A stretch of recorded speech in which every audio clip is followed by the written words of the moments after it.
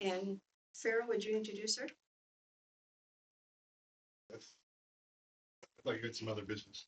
Oh, okay. Scholarship. Oh, yes, excuse me. We received 2 applications for our $1,000 scholarship to be given this year. And there were 5, but the other 3 were not qualified. These 2 are going to, one of them is going to a VOTEC school. Well, and then the other one, I believe, is going to another school, but to start his own business. Okay, go ahead. So we had a reading committee of Allie, Bobby, and Nita. And as was said, there were 5 applicants, 2 of them qualified for VOTEC. The selection committee chose Blake Royetti. Blake wants to work as an electrical lineman. He's going to go to school. He's already been accepted at Pratt Community College. It's an electrical powered technology course.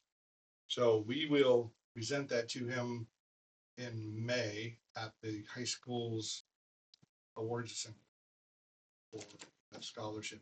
It's $1,000 this year, so thanks to all of your hard work, fundraisers, we can do that. And thanks to the reading committee. Okay, thank you. Student of the month. Our student of the month is Hayden Shields, who's here with us today, along with her mom and dad. Her mom Carly is up here, and Wade here. Wade serves in the Army as an engineer. Carly works at the bowling alley as the manager, and Hayden is a junior, and she wants to get into sports marketing.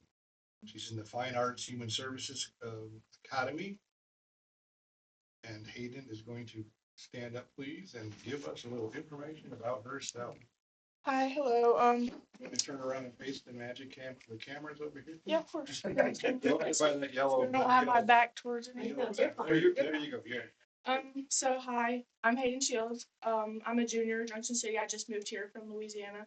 I'm just gonna tell you about my marketing internship because I feel that's my favorite part of school. We do a lot of things. We work with Junction City Main Street. Our main goal is to get teenagers to spend their money more downtown in Junction City rather than Manhattan. So that's our main goal. We do a bunch of projects. We do a bunch of their marketing. Last week we did a taste testing for the food trucks down in Junction City, and we videoed them, edited them, and we're gonna play them on the school board or at the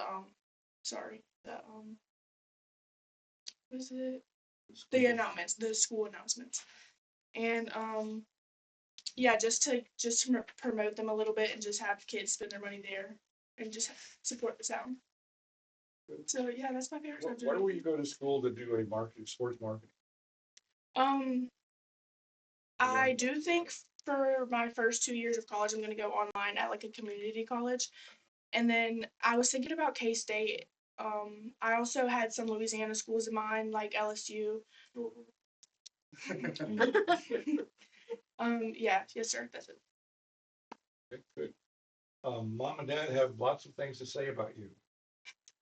Well, I could talk for hours, but I'm just gonna keep it short and say I'm very proud of her and she's working very hard. Thank you. Great. Stay up there. We have gifts for you, and we'll have Mom and Dad be a part of the picture, please. If you're gonna go all the way to Louisiana, you need to learn to say roll tide. Nah.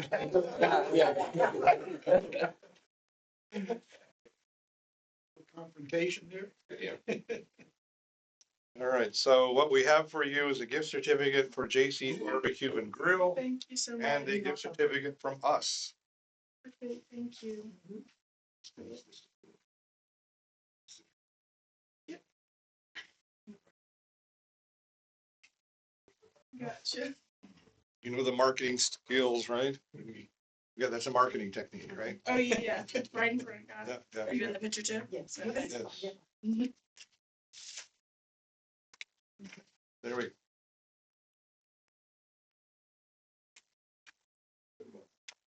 Move in just a little bit closer to Carly. I don't mind. There we go. Okay. Everybody standing as tall as they can. Yes. Say whiskey. Whoops, there, one more. Only scared me. Got it. Thank you. Congratulations. Thank you so much. You gotta believe it. Okay.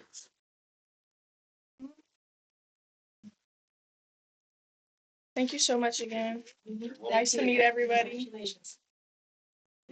Thank you.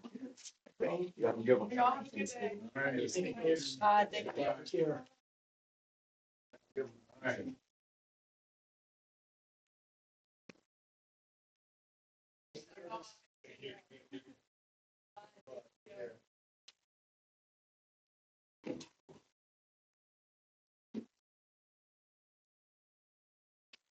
Okay, our next speaker is Jeff Childs, and he's in charge of our Geary County Girls Softball team. He's been here before, but he's gonna give us an update also. How you doing? I know a lot of you, some of you anyway. Be real quick. Like I said, I'm president of Geary County Girls Softball.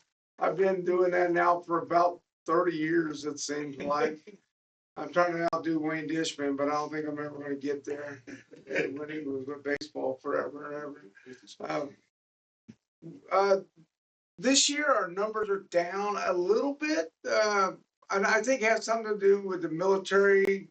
We don't have I didn't notice when I was putting teams together as many military kids as we've had in the past, because I think there's going to be some movement and stuff. And a lot of times the families, when the guys deploy, the families go home or do something. I think they've even seen that in school with enrollment a little bit, that is down some.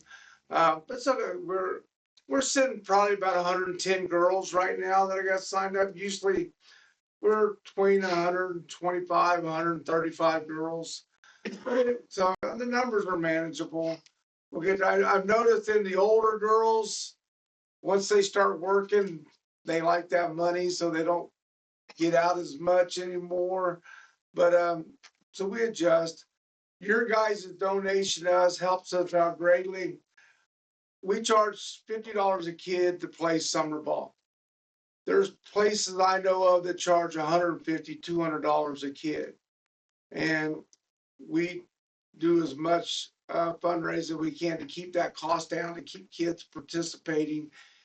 Because I'm a firm believer, after being a cop for 32 years, we got to keep kids busy and off the street, out doing things to be involved in other than walking the streets sometimes. They still find a way to do that, but I don't see as much of it as Bobby and I used to when we were on the police department. I don't think things change, but your guys' donation to us helps us. Like I said, with equipment purchases, keep that price down on the registration fees. We've got several. We sell signs to hang up on the fence during the season that helps us raise money to team sponsors. It all works out. We have a good cast of volunteers that help us coach kids.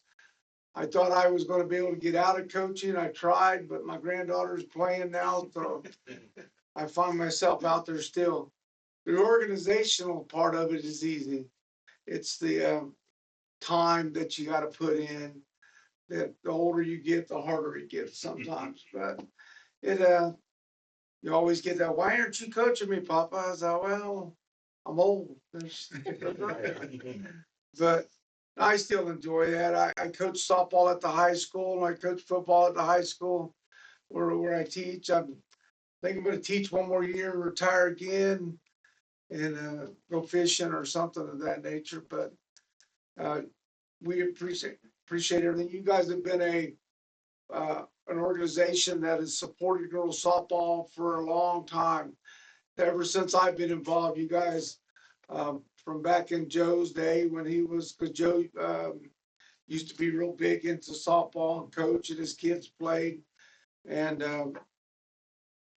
ever all that time, I used to be an active member of the Optimist Club, but my schedule kind of made me slow down and kind of got involved in other things, so it made it hard to get here. But maybe that's what I'll do when I retire again. I'm gonna start. That way I get out of the house and I don't have to mow the yard all the time. But just early in the morning, sometimes I wouldn't be mowing anyway.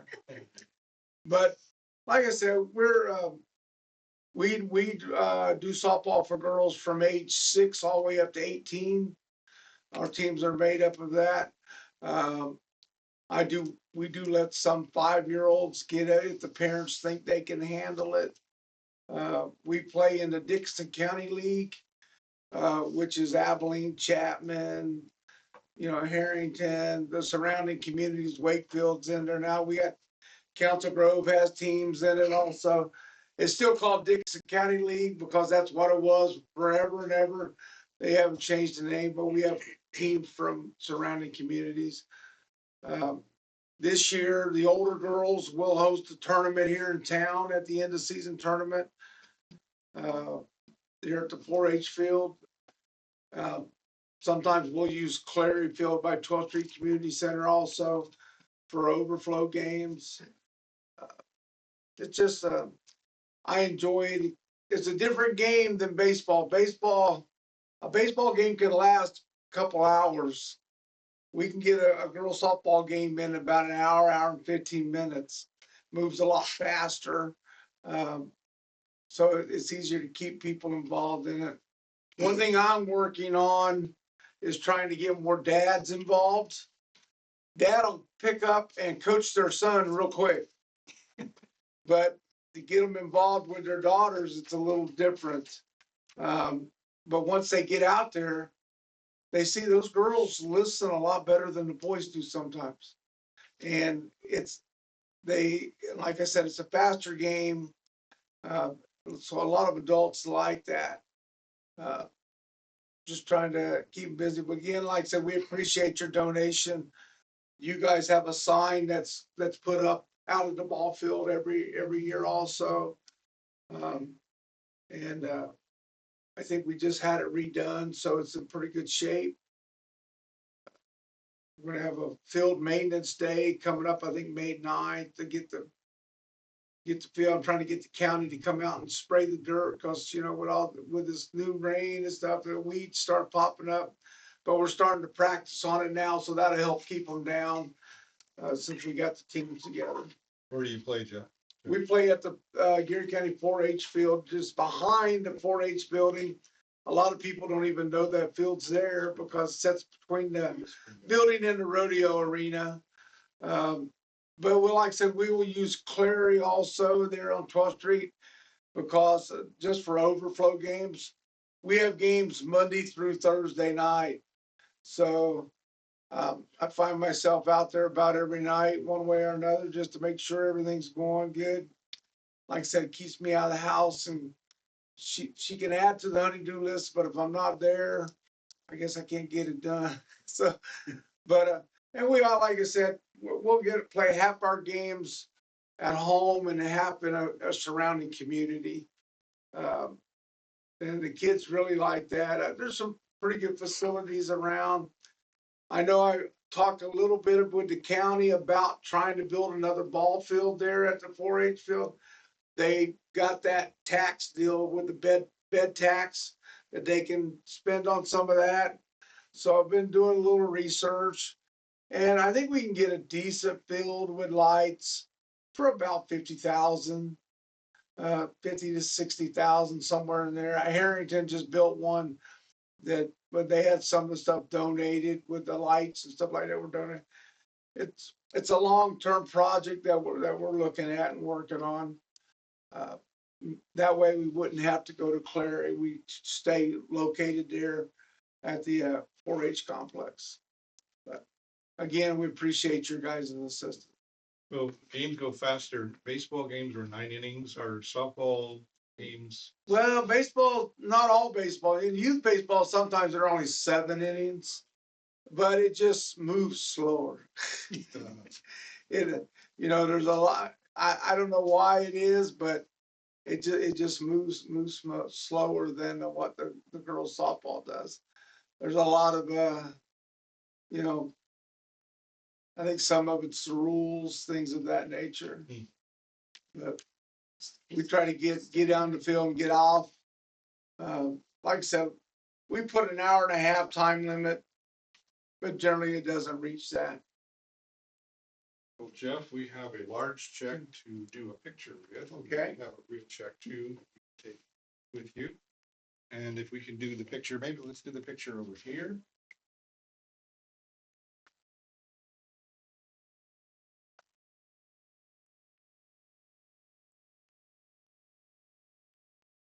Yeah.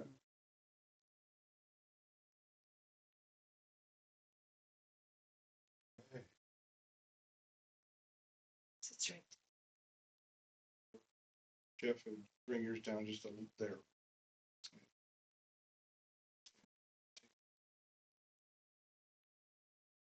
And one more.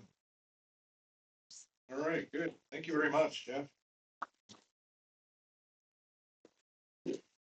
Okay. And we appreciate it, guys. Like I said, I hate to run off, but I gotta get to school too. Thank you so much. You're a busy guy. Well,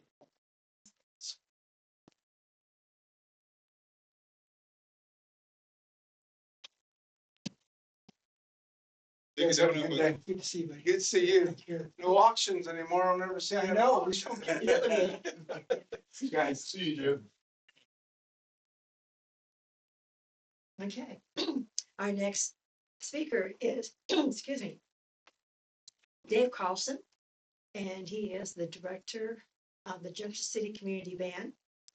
And he is here today to accept our $200 donation for the Junction City Community Band scholarship. David? Thank you.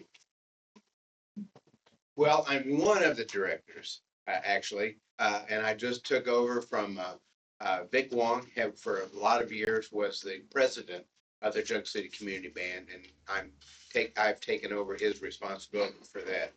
And again, the way the Junction City Community Band operates is they have different conductors throughout the season, and our season is the month of June. Our concerts occur during the Sunday afternoons now of the month of June. We've also, because we had a couple of years that there were 5 Sundays in June, and we liked that format. So we're now starting the 31st of May. So our first concert will be the 31st of May. And again, it's at the C.L. Hoover Opera House, 3 o'clock in the afternoons. And so that's where that is. And I apologize to you for reading something. This is something that they gave me, stuff that they've had from before. And for the scholarship, it's a Jack Moore scholarship. Jack Moore was a music teacher in USD 475 schools from 66 to 78.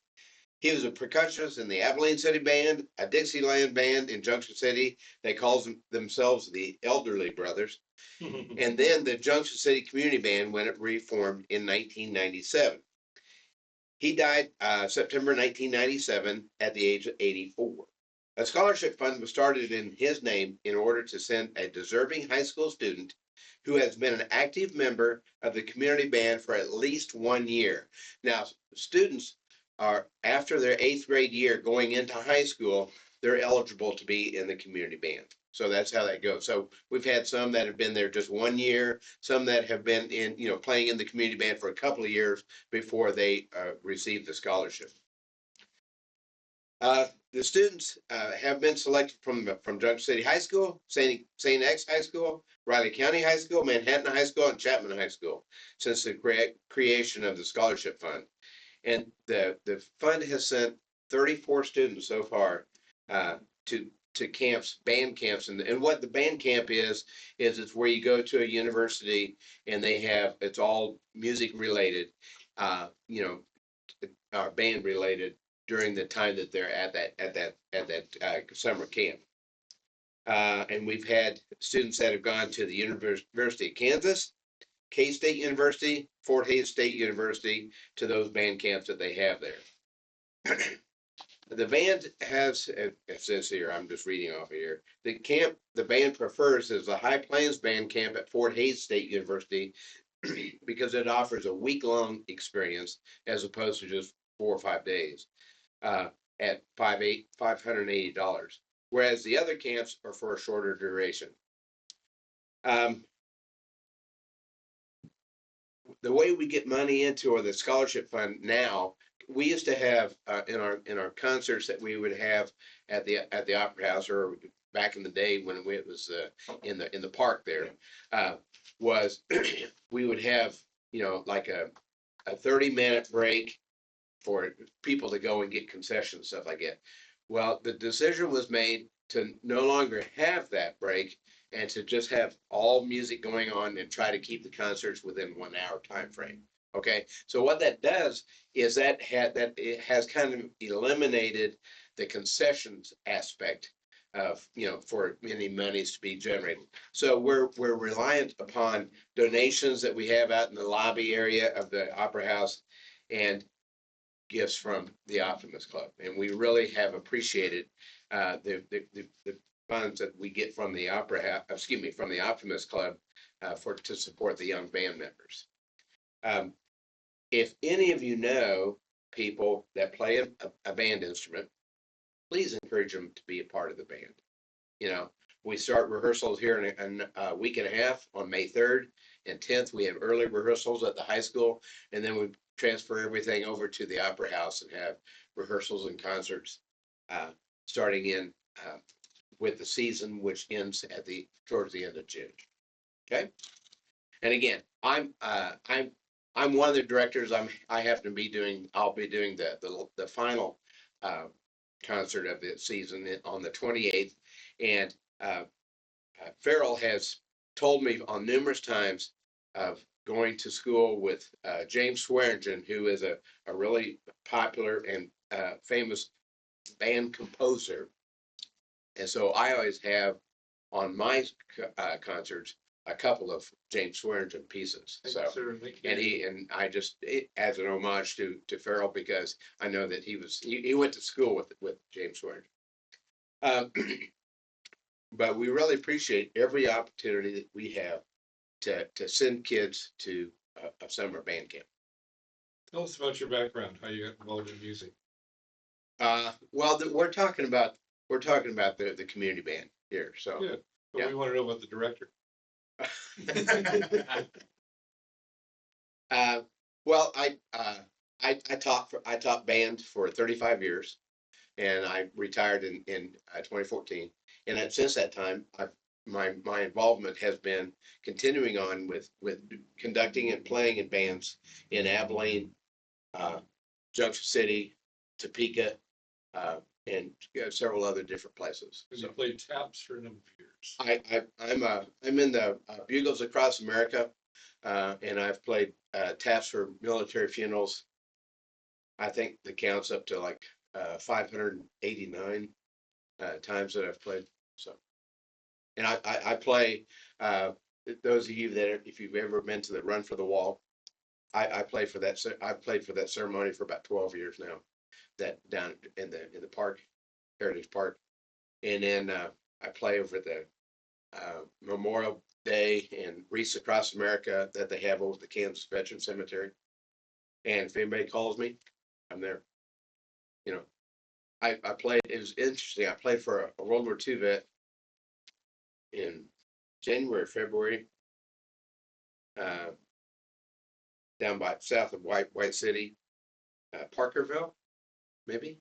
Is it Parkerville? Some little bitty place, just kind of south of White City. And he's a 102-year-old World War II vet. Wow. And that's a real honor for me to be able to do that. So do you have a library for the band? The band does have a small library. It's not, it's not very, we don't have a lot of, well, we have probably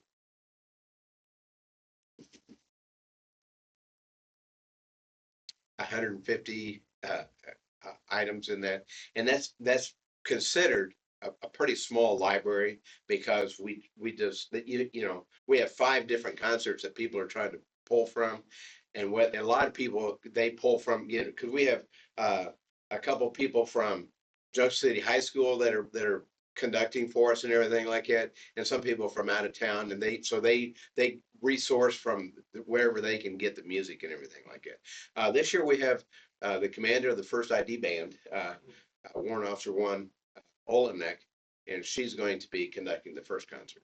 So she pulls from her library. So for one piece of music to be performed at a concert, how much does the score cost? The conductor's score and all the parts. It runs about $75 to $100 for one. So that's a lot. It is. Yeah. So that's why you have to be very resourceful. And as a former teacher here in the school district, everything like that, I will contact the middle school. I'll contact the high school sometimes. I've got a good friend that's the librarian over at Abilene. And so I have a lot of resources, that you have to pull from and everything like that. You have to be creative, in whatever you want to gain with. I also conduct over at the Abilene Municipal Band, as well as play there too. So in an hour, how many pieces does the band play? 12 to 14. So if we got 5 concerts, you got that. You've got a high school student that's coming into our band, and they have a chance within a month to play close to 60 selections in 1 month. So, and that's a great experience for those kids. When they come in, these kids they would receive the Jack Moore scholarship. They've had a chance to sit in with the professional players from the first ID band, from the local adults and everything like that. And they sit right next to them. We don't section them off or anything like that. They mix right in with the rest of us and everything like that. But they'll have a chance in that short period of time, that 1 month, to play like 60 selections, new selections to them, to where they don't. And that's a great experience for them because it makes them a better person, a better player overall. So are you willing to let the Optimist Club be ushers and count the attendance at your programs? Absolutely. Absolutely. And that's been great. He's trying to pump me for the additional information that we've had and everything like that. We've had Optimist Club members that have been ushers for that. It's an easy gig. You just hand out programs and say, hey, there's a place for you to sit, and so and it works out really well. Yeah, if we can have your help and everything like that, and then one of these two are the official counters for the concert, because we like to tell everybody before the last number or something. We've had so many people in the concert attendance today, and our goal is to get a rousing response from the fact that we increase whatever during the course of the season from 90, 100 people to 150, 175 people, so that's great. We really encourage that. Other questions for Mr. Carlson? Thank you very much. Thank you. Telephone number, I'm sorry. point of contact telephone number. 607 227 6041. Thank you. You bet. And we have a check for you too. Awesome.